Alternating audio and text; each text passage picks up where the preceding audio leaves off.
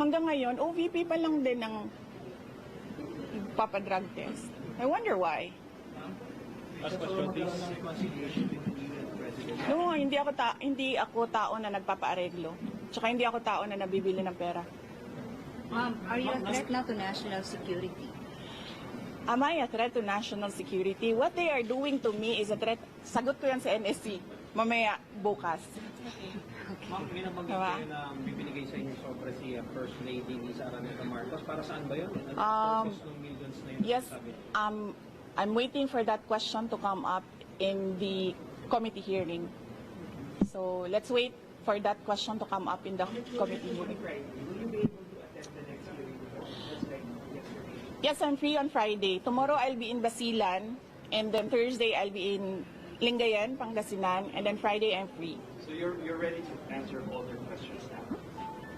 I will answer my questions because I need to be there to help the other OVP personnel. They have expressed that they feel safer and they feel more comfortable if I am with them. But I will not be recognized if I don't take my oath. So I am forced to take my oath and answer questions under oath because I cannot take care of the OVP personnel. But for example, to explain how 125 million pesos were spent within a matter of 11 days, or they have questions about acknowledgement receipts, will you explain all those or answer all those questions? Isn't it that they've been asking those questions from the resource persons, from COA, from the OVP personnel? So why will I answer again? I already answered when we sent our answers to the Commission on Audit. It was clear there. In fact, ayoko naman kasi mag-discuss ng CF ba, but in fact, the 125 confidential funds had a notice of disallowance, but not the entire amount. Let's make that clear. Not the entire amount of the 125 million was disallowed by the Commission on Audit. Meaning, all the rest of the funds, I do not have the number right now. I think it's approximately 70 million that was disallowed. But that is subject to appeal because gusto ko ba sabihin ito sa inyo? Dahil during the discussion, I was telling the lawyer to submit a document. But the lawyer said, no, you know, when lawyers are discussing and they have their own positions, it's really a difficult meeting to do. I said to submit, and then the other lawyer said, do not submit. Eh di lumabas yung disallowance, and then sinabihan ko yung lawyer, sabi ko, tingnan mo, lumabas yung disallowance. Sabi ko, sa appeal, ilabas mo yung document. Ma'am, si Colonel Lachica and Colonel Nolasco na nabanggit ko naman. Wait lang ha, so tapusin ko lang. And then, so cleared na yon. The first, second, and third quarters, undergoing audit. Merong AOM na sinasagot namin ngayon. Okay? For DepEd, the first and second quarters, may credit notice na yon. Ibig sabihin, cleared na ang buong pera. Diba? Ewan ko lang kung sinasabi ito ng mga congressman. Of course, hindi nila sinasabi, diba? Because they want to present their own narrative. Tapos na yon. The money in DepEd, first and second quarter, cleared with credit notice. The ongoing audit is on the third quarter only. And it's ongoing. So you cannot question an ongoing audit. And you cannot audit the funds of any government office because that is the exclusive domain of the Commission on Audit. Bakit nag-audit ang ating mga congressman? Dapat sila gumagawa ng batas. Nakikita nyo? Sinasabi na nila ngayon, in the proper time, we will legislate. Kasi sinasabi namin where is the proposed legislation? Hinahanap namin. So ngayon, dinadagdag na nila yon. Madali lang naman siya pakinggan nyo lang, basahin nyo lang lahat ng mga nangyayari. Madali lang maintindihan kung anong ginagawa nila. Okay? Last question please. Kapag humarap na si Colonel Velasco and La Chica, mas maintindihan na ba ng publiko at ng Kongreso itong paggastos po ng confidential funds? Really, I still say that confidential funds, the use of confidential funds cannot be divulged. Sinasabi ko pa rin yan. They cannot be divulged in public. It will compromise lives and security of personnel who are cooperating or who are nandoon sa kabila na asset. You cannot do that. That is why it is called confidential funds. Executive, let's get your reaction dun sa comment ko ng ilang congressmen na parang nagkakaroon na humaharap sa pagdiliman. Oo, kasi tineterrorize nila. Of course, magkakasakit talaga ang tao na hinaharas mo, tineterrorize mo. Ako lang naman ang hindi nagkakasakit dahil politiko ako. You can terrorize me and harass me all you want. It does not matter to me. Pero these are ordinary Office of the Vice President employees. They are not politicians. They are ordinary citizens. So, pag hinaras mo yan, terrorize mo yan, ganyan talaga mangyayari. Sinasabihan ko yung doktor kagabi, Dok, i-clear nyo yan na mag-attend ulit. Kung sa susunod, diretsong stroke na yan. Ngayon, swerte tayo, hindi na stroke, hindi na heart attack. But the family has a history of heart attack. Lahat ng kanyang ang parents and some, I think some relatives, heart attack lahat ang ikinamatay. So, ano ba? Papaupuin pa ba natin doon? Tapos antayin natin, ay na heart attack. Kay Ma'am Gina ito. Yes. Diba? So, yes. So, yes. Yes, Mr. Billionario, pahingi ng pera. Nasa critics din and others, they're saying Yes. of course you've already said that you're here almost 24/7 because you're concerned about your staff. Yes. Some of your critics say you're here 24/7 because you're afraid they might say something, might divulge something that might incriminate. They are attending Yusek Lopez attended the hearing. They can ask her questions there. I was not there when Yusek Lopez attended the hearing, so I was not there to influence her and tell her what to answer. If you saw me yesterday, I was not looking at Gina Acosta. I was studying. I was reading laws. I was studying the rules of the... Para na akong congressman ngayon, tanong niyo ako kung anong rules nila.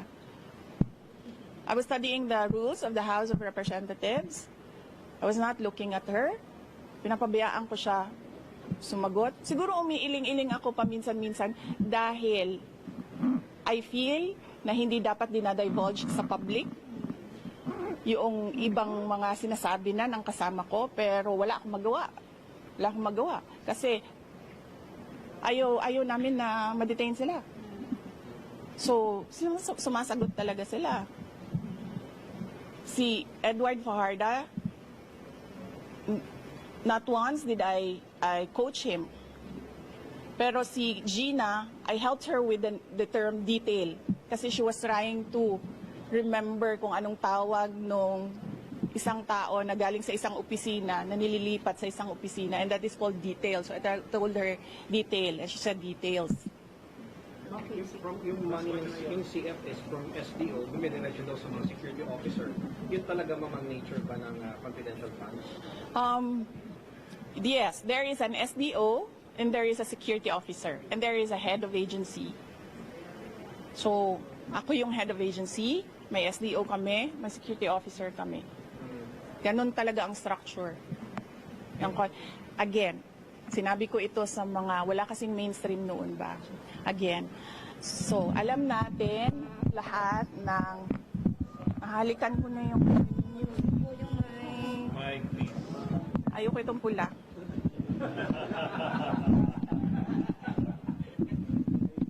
Saan galing yan? Ayun. Okay. Saan? Saan ako? Okay. Alam nyo, di ba, meron kayong mga naririnig ng akusasyon ng nakawan dito sa ating gobyerno. Corruption in government. Naririnig nyo ba na millions ang ninanakaw? Hindi, di ba? Ang naririnig nyo, billions ang ninanakaw sa budget natin. Alam nyo bakit 150 million lang yon? Kasi kinompute yun kung buwan-buwan ano ang gagawin at ano ang i-implement. Napakaliit na amount ang 150 million. So bakit kami magnanakaw ng 150 million? Ang nakawan sa gobyerno, billion. Ginamit yun sa trabaho. Bakit 125 plus 500 lang yung sa Office of the Vice President? Kasi kinompute yun. Buwan-buwan. Ang problem sa 125, binigay siya sa amin December na. And the requirement in government offices, you have to utilize money before December 31, before the end of the year. So ang ginawa, lahat ng preps, in-implement. Diba? And as I said, government offices disperse millions, billions in a day. Sa DepEd, nagdi-disperse kami.